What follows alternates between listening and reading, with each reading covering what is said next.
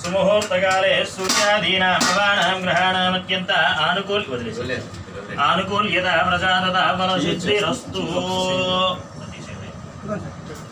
यशिवो नाम रूपाभ्यां या देवी सर्वमङ्गलादयो संसरणार्थं सर्वतो जयमङ्गलं शुक्लां वरदं विष्णुं शशिवर्णं चतुर्भुजं प्रसन्नवदनं ध्याये सर्वविघ्नोपशान्तये। పంతులు గారు అటు ఒక్క నిమిషం పంతులు గారు వచ్చేయండి మీరు అడ్డంగా పంతులు గారు ఒకసారి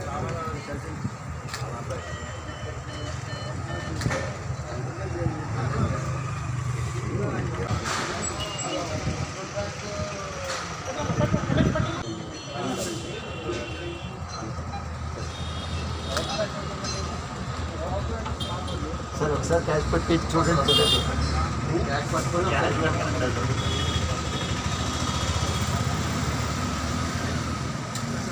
ఇవ్వండి కొంచెం రెజ్యూమ్ ఇస్తే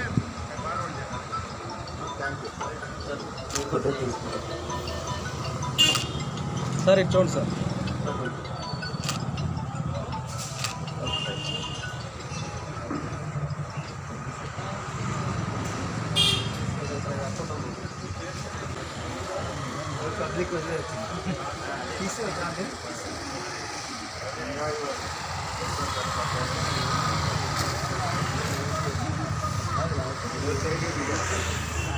చరణ్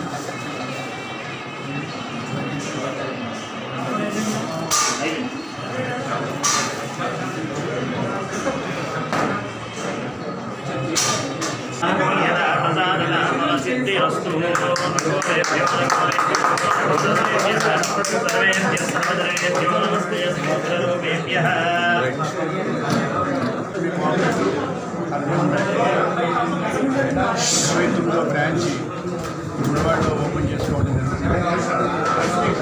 జూన్ వచ్చినప్పటికీ 25 ఏళ్ళు చేసుకుంటున్న బ్యాంక్ ఓల్డేజ్ ఏం ఇబ్బంది పడుతున్న సమయంలో 29వ బ్రాంచ్ గుడివాడలో ఓపెన్ చేసుకోవడం చాలా ఆనందకరమైన విషయం. కోఆపరేటివ్ అర్బన్ బ్యాంక్స్ చిన్న తరహా మధ్య తరహా ప్రజలకి అందుబాటులో వాళ్ళ అవసరాలకి తీర్చడానికి ఉపయోగపడే బ్యాంకులు. కమర్షియల్ బ్యాంక్స్ ఉన్నాయంటే అవి పెద్ద పెద్ద వారి లోనింగ్ ఎవరైతే కావాలో వాళ్ళ అవసరాలు తీర్చడానికి ఆ బ్యాంకులు ఉంటాయి. ఈ కోఆపరేటివ్ అర్బన్ బ్యాంక్స్ చిన్న తరహా మధ్య తరహా ప్రజలకి ఉపయోగపడుతూ డేటా మెయింటెనెన్స్ కూడా తగ్గిస్తూ కస్టమర్ రిలేషన్ ఎక్కువగా పెంచుతూ ఏవైతే కమర్షియల్ బ్యాంకులు ఫెసిలిటీస్ ఉన్నాయో అన్ని ఫెసిలిటీస్ కూడా కోఆపరేటివ్ అర్బన్ బ్యాంక్స్లో ఈ బ్యాంకులో కూడా ఉన్నాయి. అదేవిధంగా ఆర్టీజీఎస్ అవ్వచ్చు, నెఫ్ట్ అవ్వచ్చు, ఈడీ అవ్వచ్చు, ఏటీఎం మిషన్స్ అవ్వచ్చు, ఫోన్పే అవ్వచ్చు, అన్ని విషయాల్లోని కూడా cooperative urban banks commercial banks నీట్గా ఉన్నాయి. మన స్టేట్లో కోఆపరేటివ్ అర్బన్ బ్యాంక్స్ మొత్తం 46 బ్యాంకులు ఉన్నాయి. 46 బ్యాంకులో కమర్షియల్ బ్యాంకులు 100 years కూడా తగ్గినటువంటి బ్యాంక్స్ 16 వరకు ఉన్నాయి. అందువల్లంటే మనకు స్వాతంత్రం రాకపోతే నుంచి ఈ కోఆపరేటివ్ సెక్టారు మనకి ఉన్నది చెప్పేసి నిరూపించడానికి 115 బ్యాంకులు కూడా ఉన్నాయి. అదేవిధంగా ఈ కోఆపరేటివ్ బ్యాంక్స్లో ఉన్నటువంటి రెగ్యులేటర్స్ ఉంటారు. కోఆపరేటివ్ డిపార్ట్మెంట్ ఒక రెగ్యులేటర్గా ఉంది.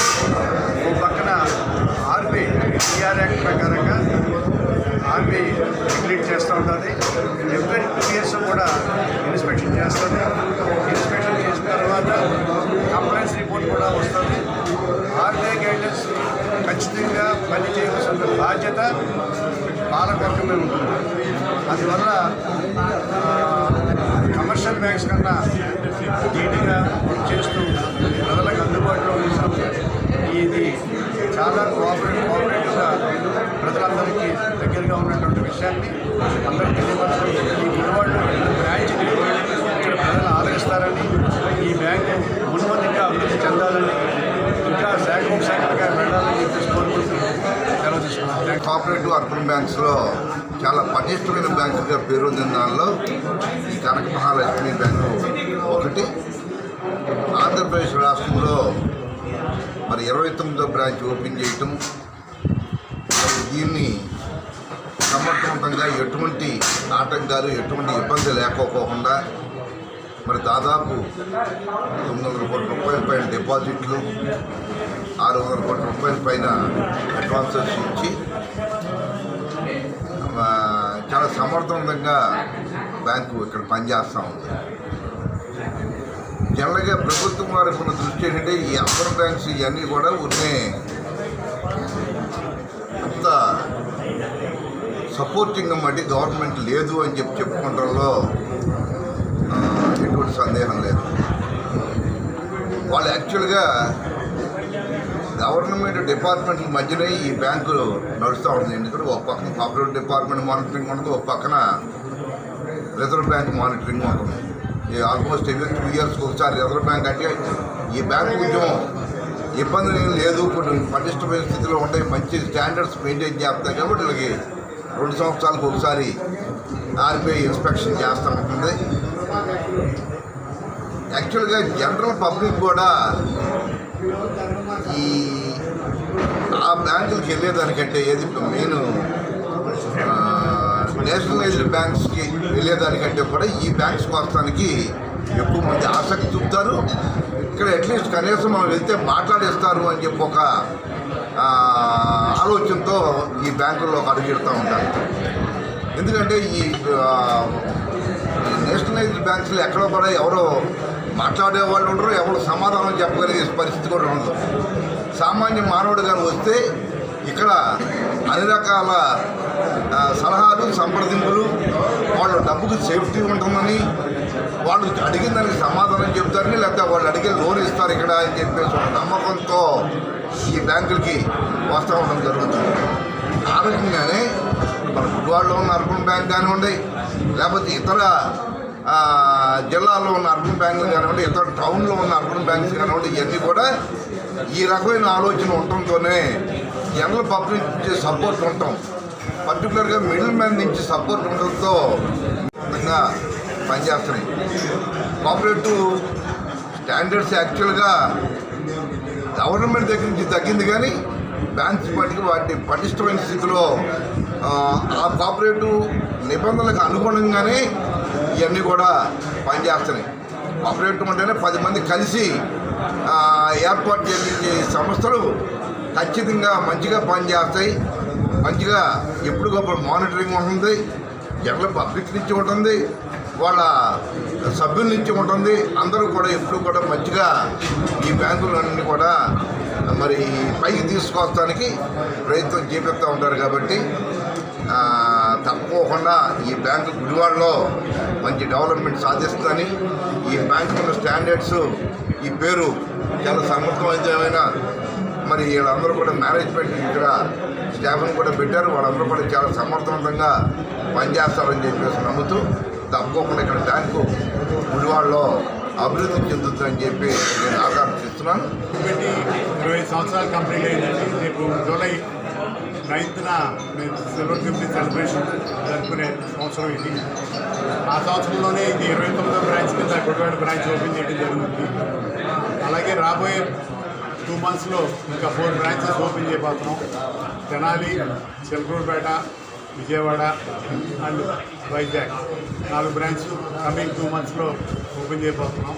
వీటితో మొత్తం 33 బ్రాంచెస్ ఓపెన్ బ్యాంక్ దగ్గర 1450 crores టర్నోవర్తో 0 NPAతో ఈ బ్యాంకు కంటిన్యూస్గా డివిడెండ్ పేమెంట్ చేసుకుంటా బ్యాంక్ పెట్టిన సంవత్సరం నుంచి కూడా ఏ గ్రేడ్లో ఆడిట్లో రిజర్వ్ బ్యాంక్ కానీ ఇంటర్నల్ ఆడిట్, స్టాట్యూటరీ ఆడిటింగ్లో కూడా ఏ గ్రేడ్తో ఈ బ్యాంకు రన్ అవుతూ ఉంది. ఈ రోజు వరకు కూడా ఈ 20 సంవత్సరాల్లో ఒక చిన్న పిచ్చి కూడా అంటే చిన్న బ్లాక్ మార్క్ కూడా లేకుండా హై స్టాండర్డ్స్తో బ్యాంకుని మేము రన్ చేయాలని చెప్పి దేనితో రన్ చేయడం కన్సర్వేటివ్గా అంటే ఉండే పరిగెత్తే దానికన్నా కన్సర్వేటివ్గా స్లోగా మీరు వైజాగ్లోనే విశాఖపట్నం కోఆపరేటివ్ బ్యాంక్ అని 110 సంవత్సరాలు వయసు ఉన్న బ్యాంక్ రన్ అవుతుంది. వాళ్ళు చాలా పటిష్టంగా రన్ చేస్తూ ఉంటారు. అది నెంబర్ 1 స్టేజ్లో ఉంటే మన చిత్తూరు రవీంద్ర గారు చైర్మన్గా ఉన్న కాకినాడ టౌన్ బ్యాంక్ 2nd పొజిషన్లో ఉంది. 3rd పొజిషన్లో కన్మార్చ్ బ్యాంక్ మేము 3వ పొజిషన్లో ఉన్నాం. అందరం కూడా ఆంధ్రప్రదేశ్లో ఫెడరేషన్ అనేది చాలా చురుగ్గా పనిచేయడంలో వీళ్ళందరినీ ఎడ్యుకేట్ చేస్తున్నారు. కోఆపరేటివ్ బ్యాంక్స్ అన్నింటినీ ఏదైనా ప్రాబ్లమ్స్ ఉన్నా చేసినా రిజర్వ్ బ్యాంక్ రిప్రజెంట్ చేస్తా వీళ్ళందరినీ ఎడ్యుకేట్ చేస్తా ఏ ప్రాబ్లం లేకుండా కోఆపరేటివ్ బ్యాంక్స్ రన్ అవ్వడం జరుగుతుంది. ఆంధ్రప్రదేశ్లో కానీ సుమారుగా తెలంగాణలో కూడా అలాగే జరుగుతుంది. ఎందుకంటే ఈ 2 తెలుగు రాష్ట్రాల్లో కోఆపరేటివ్ ఫెడరేషన్స్ కొంచెం యాక్టివ్గా ఉండి వాళ్ళు ఎడ్యుకేట్ చేయడం వల్ల ఈ ఇబ్బందులు రాకుండా ఉంటాయని చెప్పని వారికి మా బ్యాంక్ తరఫున ఫెడరేషన్ వారికి కూడా మేము ధన్యవాదాలు తెలియజేసుకున్నాం. వాళ్ళ హెడ్ ఆఫీస్ వైజాగ్ నుంచి కూడా బ్యాంక్ నడుస్తూ ఉంటుంది. ఈ అర్బన్ బ్యాంక్స్లో ఈ ఫెడరేషన్లో నేను చూసిన దాంట్లో టెక్నాలజీ అప్గ్రేడేషన్లో ఎప్పటికప్పుడు అప్డేట్లో ఉండేటటువంటి బ్యాంక్ ఇది కనక మహాలక్ష్మి కోఆపరేటివ్ బ్యాంక్. అలాగే మేము ఎక్కడా కూడా అర్బన్ బ్యాంక్స్ ఎక్కడా కూడా గవర్నమెంట్ నుంచి కూడా ₹1 కూడా వాళ్ళ దగ్గర నుంచి తీసుకోకుండా వాళ్ళ డిపాజిట్స్ ఏమీ కూడా వాళ్ళతో సంబంధం లేకుండా జనాల దగ్గర డిపాజిట్స్ తీసుకొని దాని ద్వారా వ్యాపారం చేసి వాళ్ళ యొక్క నమ్మకంతో వాళ్ళ యొక్క దీంతో పెరుగుతున్నటువంటి బ్యాంకులన్నీ అర్బన్ బ్యాంక్స్ అన్నీ వాళ్ళ డబ్బునే తీసుకుని వ్యాపారం చేసి పెంచి వాళ్ళకే డివిడెండ్లుగా పంచి ఇస్తూ ఉంటాం. చిన్నకారు వాళ్ళంతా మధ్యతరగతి వాళ్ళంతా కూడా అర్బన్ బ్యాంక్స్ ఎక్కువగా కూడా అర్బన్ ఏరియాలో ఎక్కువగా కూడా మేము లెండింగ్ ఇస్తూ ఉంటాం. ఇవాళ కనక మహాలక్ష్మి కోఆపరేటివ్ బ్యాంక్ వాళ్ళ గుడివాడలో ప్రారంభించడం ఇవాళ ఉన్న సొసైటీలో ఈ ఎకానమీ దీంట్లో ఎక్కడ కూడా పోటీతత్వం పెరిగిపోయి దీని మీద పోటీ ఒక బ్యాంక్ పోటీ అనేది లేదు.